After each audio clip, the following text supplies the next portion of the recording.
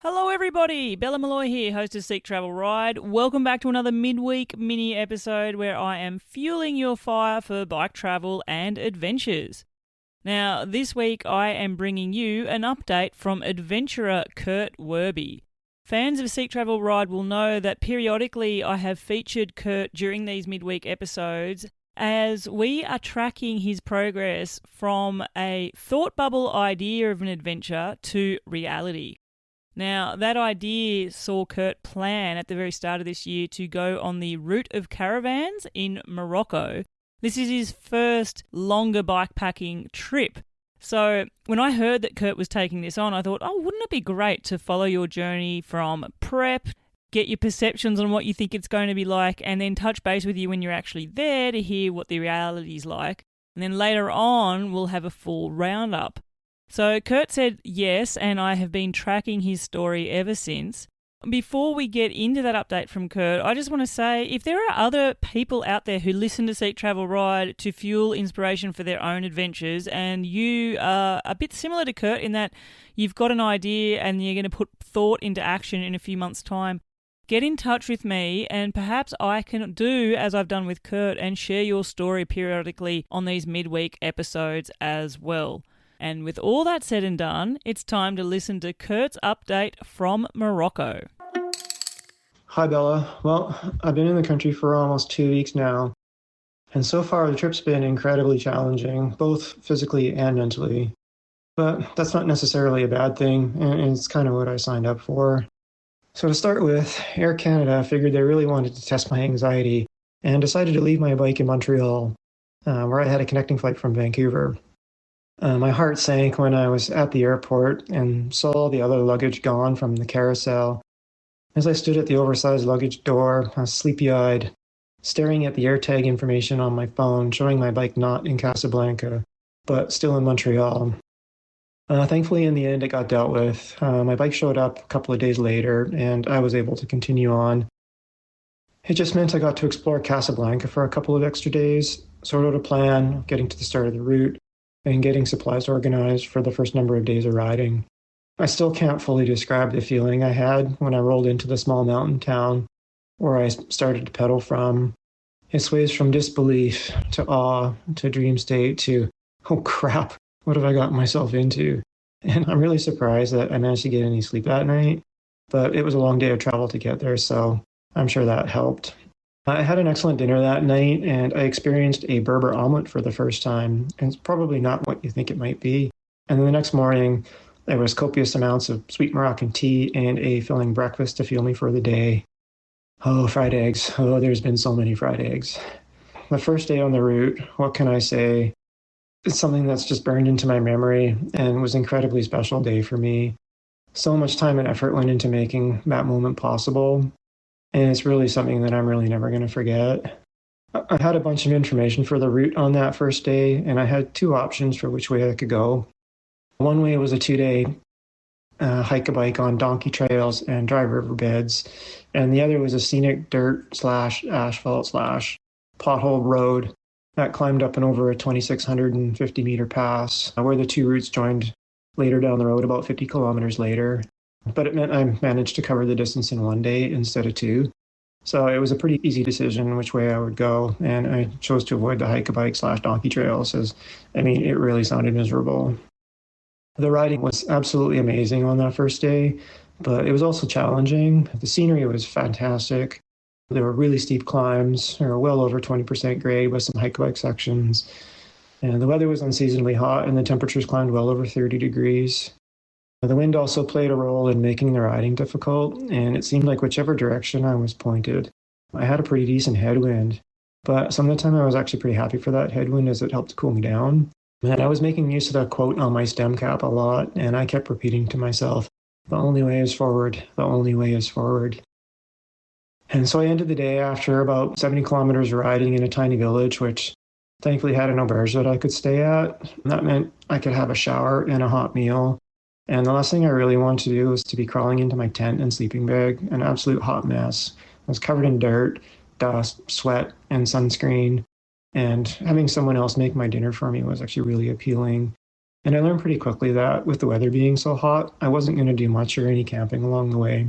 And so after the first day and a half of riding, I was actually really surprised that I found myself out of the Atlas Mountains and into hot, dry, dusty plains. I was expecting the route would have spent more time in the Atlas, and I was actually a bit sad to have gotten out of there so quickly, as so far it's been my favorite part. And after I got out of the Atlas, things started to get a lot more mentally challenging for me. And on day 3, I started having encounters with dogs, and that kind of became a theme for me, unfortunately. I have a pretty healthy fear of dogs to start with, and honestly, I think they knew I was terrified of them, which probably made things worse. And my first really scary encounter happened when I came around a corner. I was grinding up a steep climb through a forest, and a flock of sheep were all of a sudden there in front of me. I heard the dogs before I saw them, and the next thing I knew, there were 3 shepherd dogs coming right for me. I don't know how, but I managed to get off my bike, and I got it between me and them as the shepherd appeared around the corner on his donkey. He started calling them off, but one of them kept coming at me, being really aggressive, and I was terrified as it kept trying to get around my bike. At some point, which felt like hours, the shepherd managed to call it off, but I was rattled. I was really, really rattled after that. And from that point on, anytime I saw a dog of any kind or a flock of sheep, I was quickly off my bike. I'd come to a complete stop, and then I would walk slowly until I passed any of them. So anytime there were sheep, thankfully there was a shepherd around, and he would see me, and then he would call the dogs. But I was still terrified. And on a lot of occasions, there were just village and farm dogs who would just be randomly about. And I had so many encounters with them daily, even though I'd gotten off my bike and tried walking past them. I mean, they'd still come at me barking and being really aggressive. And I've lost count how many times now I've been chased or had dogs come at me. And so I took a rest day after that first encounter with the shepherd dogs to try to give my brain a rest, but also to give my body a rest at the same time. With it being so hot, I'm constantly sweating up a storm, which meant I started getting a couple of small saddle sores, and I want to make sure that they aren't going to be an issue going down the road. And taking the rest day was a really good decision, and my body was super happy for that. I had a really comfortable place to stay with really friendly hosts, and the food was really good as well. And this is where my addiction for Pringles potato chips started. And I would sit and I would easily polish off an entire tin on more than one occasion. And as a friend of mine said to me, the biker's appetite knows no bounds. And so I can really feel my body adapting to all the hard riding with so much climbing. And thankfully, I put in a ton of work and training before coming on the trip, and it's definitely paid off. And it's a good thing I enjoy climbing so much because there's a lot of it. But I have to say now, the days are starting to blend together, and the riding is actually becoming a bit bland, if I'm to be honest. There's very small pockets of beautiful scenery or an interesting village, but there's really not much in between. It's still like being in a furnace most of the day, and I've ridden through endless sheep pastures, down dusty and jangly dirt roads, or through endless olive groves for as far as you can see. Water's been really hard to come by, and supply points are really far apart. So that means I'm carrying quite a lot of water, and at least 5 liters of water with me each day.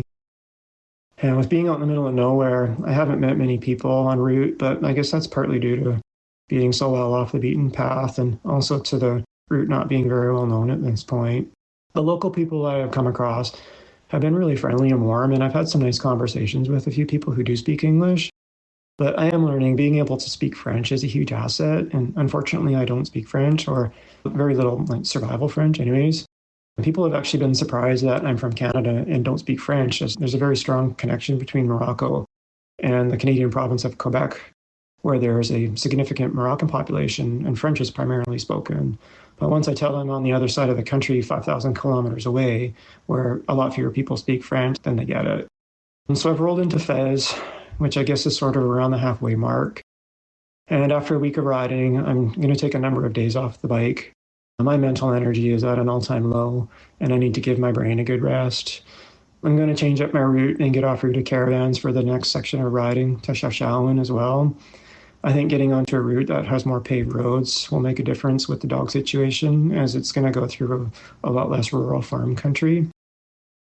Also, from this point on, I want to spend more time in around areas like Fez and Chefchaouen and not race my way through Morocco. One thing I've been gifted with on this trip is time, and I'm going to take advantage of that. And those places are popular for a reason, and I'd like to take the time and explore them, even if they're touristy and busy. Something I'm learning on this trip is the amount of time I spend organizing and planning and how much time it takes up. And it's a lot. I didn't realize how much time I'd be spending staring at the apps on my phone and organizing things each day, like the route I'm taking, places where I can stay, where I want to eat, and most importantly, where can I get a beer? Which this is a very difficult proposition in a Muslim country, but I'm persistent and I can happily report there's a pub in Fez, which I will be going to, probably more than one occasion. I do feel like I'm growing each day on the trip and I'm gaining a bit of confidence each day. I'm learning some things about myself and I'm getting more comfortable with the routine I have. I met up with a French fellow in Fez. Him and I are both in a West Africa WhatsApp chat group, and he's heading down the west coast of Africa for Cape Town. And we had a great afternoon chatting, drinking tea, and sharing some stories from the road. And I gave him my fuel canister as I really don't need it now. And this is where I realized how much I've been really craving being around like-minded people, and sharing up with Rika really did wonders for me, and that really boosted my spirits. And so, I mean, I have so many stories I could share, but I'd be here for hours. So on that note, I think I'll leave it there for now, and I'll sign off, and I'll talk with you soon. Bye for now, Bella.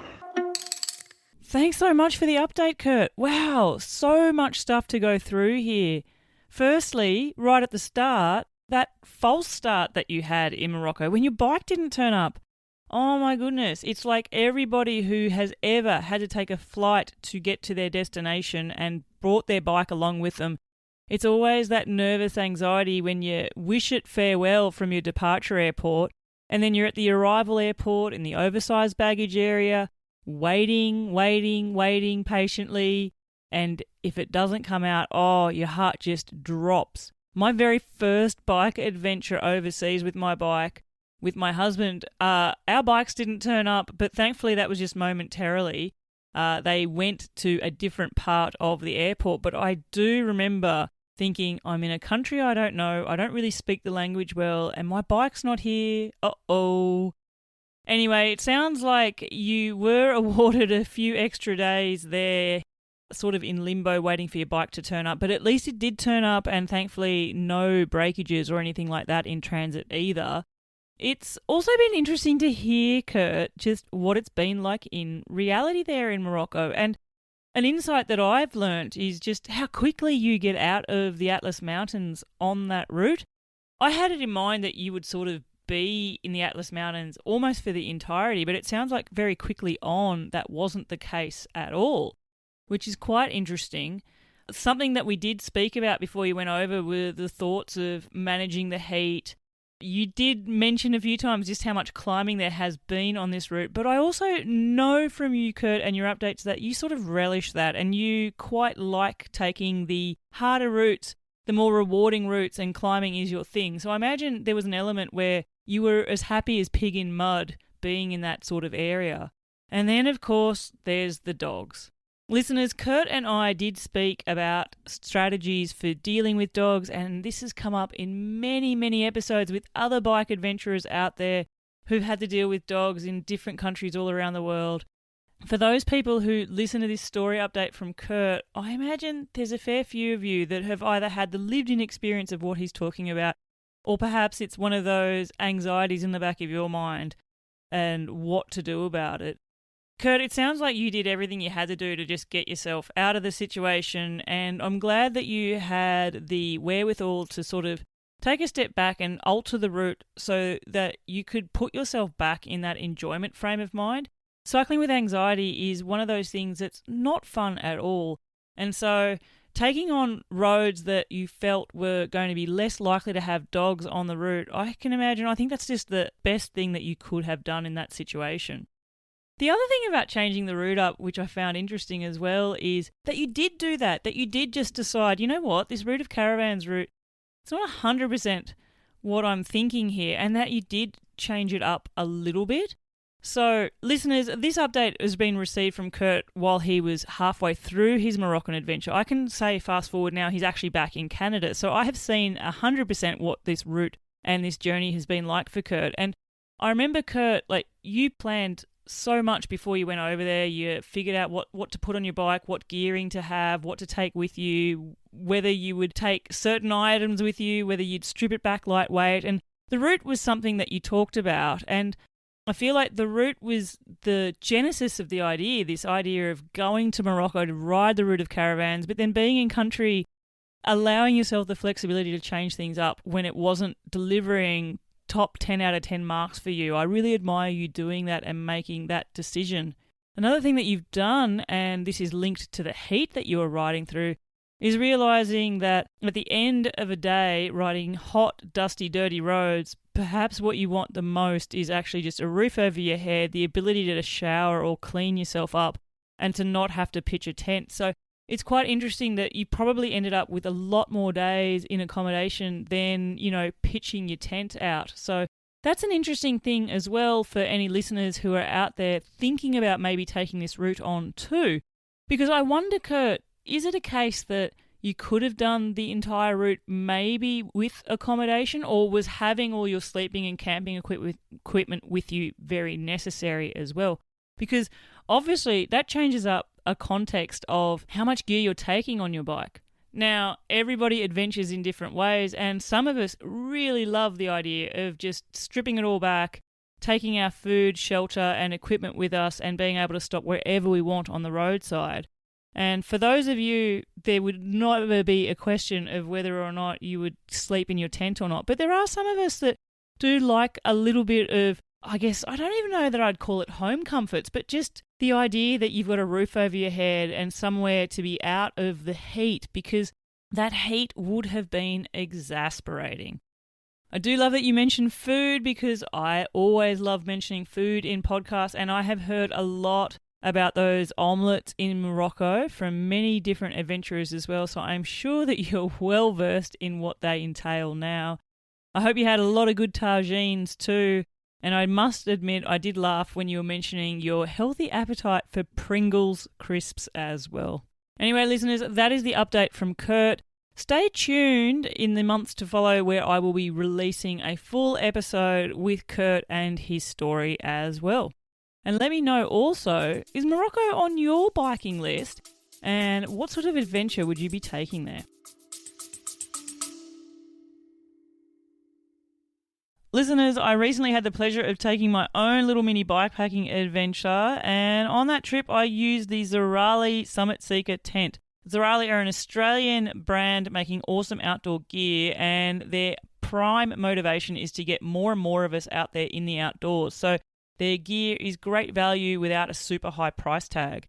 Their Summit Seeker tent, it's a 2-person tent and weighs just 1.6 kilos. What I absolutely loved about using it on this weekend was how quick and easy it was to pitch, the fact I could sit upright in it and not have my head hit the ceiling. It fit both me and my husband in it perfectly fine, and it has double doors, which meant neither of us had to awkwardly climb over each other if we needed a middle-of-the-night bathroom break. Check it out for yourselves, the Summit Seeker 2-person tent from Zerali. Clicking the affiliate link in the show notes also helps support this podcast. Back to the episode. Now, listeners, a few of you will have noticed that just in the last week and a half, we have celebrated the release of our 150th episode on Seek Travel Ride. It's sort of been quite something for me to sort of step back from it all and reflect on what that actually means. Like 150 long-form interviews, 150 different adventure stories shared, experiences, and then the other flip side of that, there's been obviously quite a lot of work to put it all together, but also the awesome feeling whenever I hear from people to say, I've listened to this and this and this, and now I'm doing this for myself. And I absolutely love that. I put a call out on our Instagram page a few days ago and just said, for those of you who want to share, let me know what your favourite episodes of the podcast has been in that 150. And I got a fair few responses. I'm going to call out just a few of them here. Jacques Parisien, you said Tristan Ridley. That's a great shout out, Jacques. And Tristan, a long-term bike traveller who is back in country in Mexico now, I believe. But I featured him across 2 full episodes. His stories were that vast. Rebecca Gross. Rebecca, we are featuring your stories periodically here on these midweek episodes, but you've answered any episode with women. I love how much confidence listening to them gives me. Oh, Rebecca, I absolutely love that answer. And something that you should be aware of is that you're inspiring other women to do what you are doing as well. I mean, you left from your home in Austria, went all across Europe, Central Asia, and now you're in Japan. Wow. I have Birgit. Initially, you told me, I can't say there's too many. And then when I prompted you a bit more, you gave me a stack, which I absolutely loved. You said Madeline Hoffman. I love that. I featured Madeline in episode number 1 and number 100. And then you also, similar to Rebecca there, you said listening to other women as well and listening to episodes for people who are traveling in countries that you are going to travel to. Because listeners, Birgit has done a huge adventure as well and travelled from her place in Germany. I mean, she was in Australia and then in Indonesia as well, through quite a lot of countries to get to there. So you are a huge, massive inspiration as well. And then I have Exploring by Bicycle, the one and only awesome Claire Wyatt. Claire, you have said Steph Devry, and while we are on that theme, we have Beat Everyone. You said Steph Devry. Then I have M. Holbert, and you said Steph Devry and also David McCourt for me. So Steph Devry, wow, I have to say, Steph, what an inspiration she is. And listeners, if you are new to the show and you have not heard of who we are talking about, make sure to go through our back catalogue. Steph Devry, I have featured her story twice across 2 episodes. And yeah, what an inspiration her journeys are. And then lastly, I will shout out Mountain Runner 2000, and you said Saima Abu Hamid. And much like some other episodes we've talked about here, Saima, that's a guest that I have featured twice on the podcast as well. So there you go, listeners, just a few of the responses that I received back there. I'd love you to tell me what's been your favourite episode of the podcast, and has there been an episode that you've listened to more than once that's given you the final little bit of a push to actually say, you know what, I'm going to take that adventure I've been thinking of as well. Definitely let me know. Lastly, I also had another call out on Instagram just the other day, inspired by a video that another previous guest, Giacomo Turco, Cycling Beyond, he had posted a video of himself hauling his heavy laden bike up a very, very steep dirt road in Africa with the caption of, they say if you don't push your bike that it's not a true adventure. So I couldn't help myself. I reposted this on the Instagram stories with a poll saying, do you enjoy hiker bikes? And the responses show that overwhelmingly we don't. 62% of people don't enjoy them. 38% of you allegedly do enjoy them. I feel like we could go one step further because my hypothesis is, of those 38% that said yes, I bet you a healthy amount of that enjoyment is had very much after the fact. Because I think hiker bikes are quite often type 2, back through the looking glass types of fun. Much more enjoyable after you've endured them than necessarily in the exhausting moments. And I guess it also depends on how long the hiker bike goes for, how steep it is, how hot it is, and all of those things as well. Listeners, personally, I'm not a massive fan of hiker bike. I will endure it if I have to, but I will not specifically seek out a route that includes quite a lot of it on there if I can avoid it. There we go. Okay, now finally, my favourite part of these midweek episodes, that's where I get to shout out a massive thank you to you, my super fans who have bought me some coffees. These coffees help go towards the running costs of the podcast and help me produce these episodes for you. This week I want to shout out Craig. Craig, you have said, "Hi Bella, I just want to say a massive thanks for your podcast. I listen to it every week and I've just spent the last week doing a solo bikepacking trip through northern Victoria, Australia, and I binged on a heap of the older recordings as well while dodging the odd swooping magpie. I love what you do and what you're doing for the community. Keep up the great work. Cheers, Craig." Craig, thank you. Thank you for being a Dead Set legend and supporting me and the podcast. And I love the fact that you've been tuning into episodes, binging the ones in the back catalogue as well while you're out there on your own bikepacking trip through northern Victoria. What a beautiful part of Australia you have been biking through. And hopefully you finish that trip after hearing all those episodes with a bit of fuel for more bikepacking adventures to come. I hope the magpies weren't too nasty. I hope they were, swoops that didn't connect to the helmet and certainly didn't draw blood. Magpie season, it has to nearly be over with now, doesn't it? Anyway, thank you for supporting me and the podcast. And listeners, if you would like to be like Craig and also show your support for the show, you can do so. Simply head to buymeacoffee.com/Seek Travel Ride. Buy me some virtual coffees, but more importantly, let me know, what is it that you love about the podcast and where is your next bike adventure going to take you? And until the next episode, I'm Bella Malloy. Thanks for listening.